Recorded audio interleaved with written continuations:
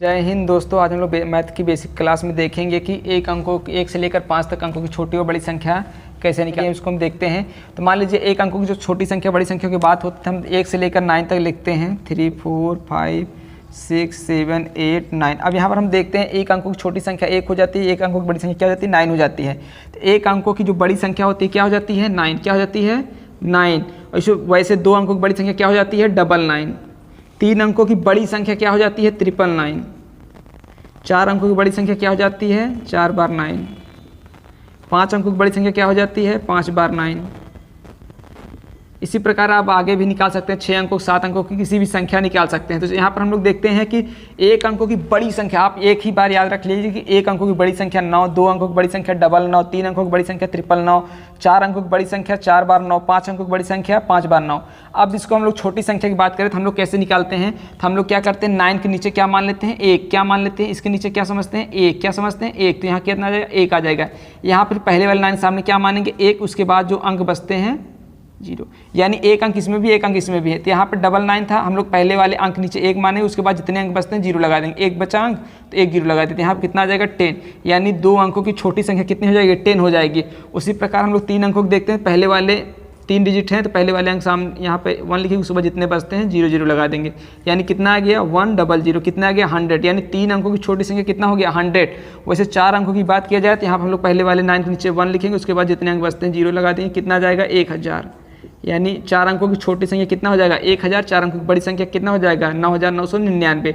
उसी प्रकार 5 अंकों की बात करें तो 9 के नीचे हम लोग 1 मान लेंगे, उसके बाद जितने अंक बचते हैं 0 लगा देंगे। इसी तरह के यहाँ कितना आ जाएगा, 10,000।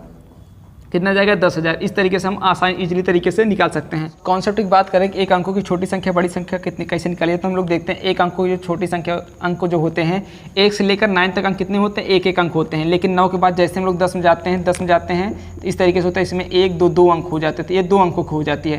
तो एक अंकों की संख्या कहाँ से होती है, 1 से लेकर 9 तक होती है। तो 9 हमारा क्या हो जाता है, बड़ी संख्या हो जाता है। क्या होता है, बड़ी संख्या। और 1 हमारी क्या हो जाती है, छोटी संख्या हो जाती है। क्या हो जाती है, छोटी संख्या हो जाती है। उसी प्रकार हम लोग 2 अंकों को देखते हैं, 2 अंक कहाँ से स्टार्ट होते हैं, 10 से। 10 से कहाँ तक, 99 तक।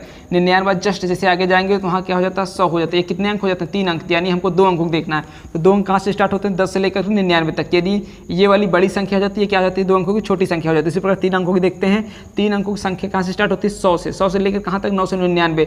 999 बाद क्या जाता है, 1000। 1000 में कितने 0 है, 000 होते हैं। यानी कितने अंक हो, 4 अंक। यानी इससे हमको 3 अंकों को देखना है। 3 अंकों में 100 से लेकर 999 तक होता है। तो ये हमारी क्या हो जाती है, 3 अंकों की बड़ी संख्या हो जाती है और 3 अंकों की छोटी संख्या हो जाती है। इसी प्रकार 4 अंकों की 5 अंकों की होती है। तो हम देखते हैं यहाँ पर एक अंकों की जो बड़ी संख्या होती है क्या होती है, 9। फिर कोई 2 अंकों को देखते हैं, 99। 3 अंकों की 999। 4 अंकों की बड़ी संख्या 4 बार 9। 5 अंकों की बड़ी संख्या 5 बार 9। इस प्रकार से हम लोग देखते हैं। अगर हम लोग यहाँ पे बात करते हैं तो यहाँ पर एक अंकों की छोटी संख्या 1, 2 अंकों की 1, उसके बाद 0। 2 अंक बनाना है, 1 लिख के 0 बना देना है। हमको 2 अंक बनाना तो 1 लिख लेंगे, 1 0 बनाना, 2 अंक बन जाएंगे। उसके बाद 3 अंकों की बात की जाए तो 1 लिखेंगे, 3 अंक बनाना, 0 बढ़ा करके कंप्लीट कर देंगे। यानी 1 लिखेंगे, उसके बाद 3 अंक बनाना है तो 1 लिखेंगे, उसके बाद 1 0 2 अंक 3 होंगे। यानी हमारे 3 अंकों की छोटी संख्या होगी। 4 अंकों की बात किया जाए तो हम लोग 1 लिखेंगे, उसके बाद इसको 4 अंक बनाना है तो 1 0 2 0 3 0 1 2 3 4। यानी 4 अंकों की छोटी संख्या होगी। इसी प्रकार 5 अंकों हम लोग आसानी से बना सकते हैं। कि एक अंकों की सबसे छोटी संख्या क्या होता है, जब यदि आपसे पूछता है कि एक अंकों की सबसे छोटी संख्या बताइए तो आप आंसर क्या देंगे, 1 देंगे। क्योंकि ये कहाँ से लिया जाता है, काउंटिंग नंबर। 1 2 3 4 ये हमारा क्या कहलाता है, ऐसे डॉट डॉट इनफाइनाइट तक काउंटिंग नंबर कहलाता है। हम यहाँ पर देखते हैं कि जब हम मान लीजिए अगर 0 की बात होती है, मान लीजिए किसी संख्या के सामने पहले अगर हम लोग 0 लगाते हैं तो इसको हम लोग वैल्यू कितना होता है, केवल 1 ही होता है। कितना होता है, 1 होता है। अगर हम लोग डिजिट की बात करते हैं तो 1 2 इस वाले डिजिट को काउंट नहीं किया था, केवल इसको 1 केवल ऐसे सिंगल डिजिट कहा जाता है। क्या कहता है, सिंगल डिजिट कहा जाता है। लेकिन अगर यही 0 1 के बाद लग जाता है तो ये कितने डिजिट कहलाते हैं, 1 2 2 डिजिट कहलाते हैं। कितने डिजिट, 2 डिजिट कहलाते हैं। और इसका वैल्यू कितना हो जाता है, 10 हो जाता है। लेकिन जब 1 के पहले लगा था 0 तो उसका कोई वैल्यू नहीं होता था, वो सिंगल डिजिट ही कहलाता था। उसका मान उतना ही रहता था, 1 ही रहता था। और यहाँ पे देखते हैं जब किसी अंक के बाद अगर 0 लगता है उसका मान को बढ़ा भी देता है और उस 0 को डिजिट में काउंट भी किया जाता है। जैसे मान लीजिए यहाँ पर 2 है, अगर 2 के पहले हम लोग 0 लगा देते हैं, ये 2 कैसे कहलाएगा, ये सिंगल डिजिट कहलाएगा। अगर हम लोग 2 के बाद 0 लगा देते हैं तो ये 20 हो जाएगा और इसका क्या हो जाएगा, 2 डिजिट कहलाएगा। इसमें देखते हैं 0 का मान कोई इन्वॉल्व नहीं किया जाता है और इसे सिंगल डिजिट में रखा जाता है। और इसको क्या कहता है, जब किसी संख्या के बाद 0 लगता है तो उसको डिजिट में काउंट किया जाता है और उसका मान भी बढ़ जाता है। तो वैसे ही सिंगल डिजिट जब रहता है, 0 को क्या कहते हैं, डिजिट सिंगल डिजिट में काउंट नहीं किया जाता है। इसीलिए क्या होता है, जब एक अंकों की बात होती है, इसे 0 को एक अंक में नहीं लिया जाता है, एक अंक में नहीं लेता है। ये अंक है लेकिन एक अंक नहीं है। तो अंक, एक अंक, जैसे यहाँ पर हम लोग देखते हैं कि 0 से पहले जो 0 है, अगर हम लोग इसको 0 को एक अंक लेते हैं और 1 को एक अंक लेते हैं, 0 को एक अंक लेते हैं, कितने अंक हो जाते हैं, 2 अंक हो जाते हैं। लेकिन यहाँ पर केवल एक ही अंक लिया जाता है कि अंक से, जैसे कोई संख्या है उससे पहले अगर कोई 0 है तो उसको डिजिट में काउंट नहीं किया जाता है। इसीलिए क्या किया जाता है कि हम काउंटिंग नंबर से प्रेफर करते हैं, 1 से लेकर के अनंत तक संख्या क्या करते हैं, काउंटिंग नंबर होता है और सबसे छोटी संख्या को हम लोग 1 प्रेफर करते हैं।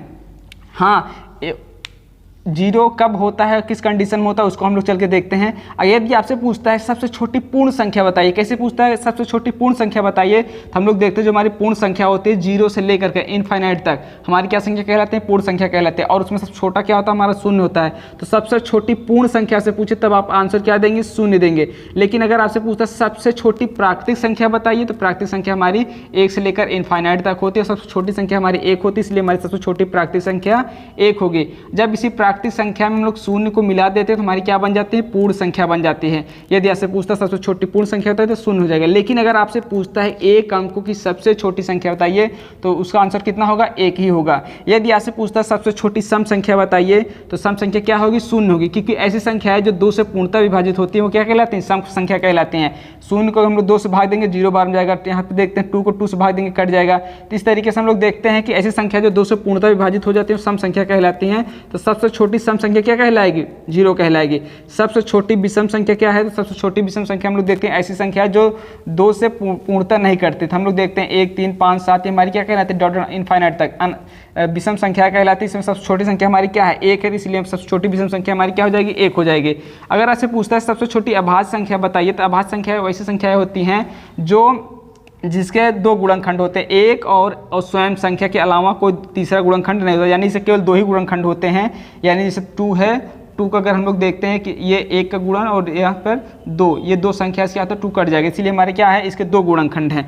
तो ऐसी संख्या जिनके 2 गुणनखंड होते हैं वो हमारी क्या कहलाते हैं, अभाज्य संख्या कहलाते हैं। तो अभाज्य संख्या हमारी क्या है, 2, 3, 5, 7, 11, 13 ऐसे डॉट इनफाइनाइट तक। इसमें देखते हैं अगर आपसे पूछता है सबसे छोटी अभाज्य संख्या बताइए, तो हम देखते हैं सबसे छोटी अभाज्य संख्या हमारी क्या है, 2 है, तो हम लोग क्या बताएंगे, 2। अगर आपसे पूछता है सबसे छोटी विषम अभाज्य संख्या बताइए, तो हम लोग देखते हैं कि सबसे छोटी विषम अभाज्य संख्या, इसमें देखते हैं 2 हमारा सम हो जाता है, लेकिन 3 हमारा क्या है, विषम है। तो हम लोग देखते हैं सबसे छोटी विषम अभाज्य संख्या, सबसे छोटी विषम अभाज्य संख्या क्या हो जाएगी, 3 हो जाएगी। ये हमारी पूरा अभाज्य संख्या है। 2 हमारा क्या हो जाएगा, सबसे छोटा सम अभाज्य संख्या हो जाएगा और 3 क्या हो जाएगा, सबसे छोटी विषम अभाज्य संख्या हो जाएगी। यदि ऐसे पूछता है सबसे छोटी भाज्य संख्या बताइए, तो भाज्य संख्या किन्हें कहते हैं, ऐसी संख्या है जिनके कम से कम 3 गुणनखंड हो या 3 से अधिक गुणनखंड हो। तो यहाँ पर हम लोग देखते हैं 4, 6, 8, 9, 10, 12 इस तरीके से इनफाइनाइट। तो यहाँ पर देखते हैं सबसे छोटी हमारी भाज्य संख्या क्या है, 4 हो जाएगी। सबसे छोटी क्या हो जाएगी हमारी, 4 हो जाएगी।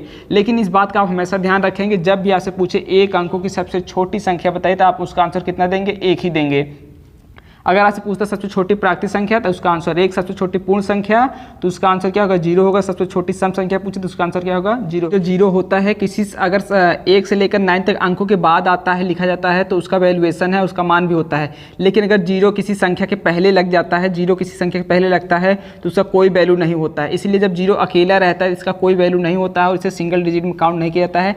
जब यही 0 किसी संख्या के बाद लगता है, किसी संख्या के बीच में आता है, तो उसका डिजिट में काउंट किया जाता है। और अगर संख्या के बाद आता है तो ये डिजिट में काउंट होता है, लेकिन संख्या के पहले रहता है तो इसको डिजिट में काउंट नहीं किया जाता है। और जब ये अकेला रहता है तो इसको डिजिट में काउंट नहीं किया जाता है। इसीलिए क्या है, इसे सिंगल डिजिट की श्रेणी में नहीं रखा जाता है। ये डिजिट है लेकिन सिंगल डिजिट नहीं है। हमारे वीडियोज़ आपको पसंद आते हैं तो चैनल को सब्सक्राइब करना भूलिएगा मत। मिलते हैं नेक्स्ट वीडियो में एक नए टॉपिक के साथ, तब तक के लिए जय हिंद, जय भारत।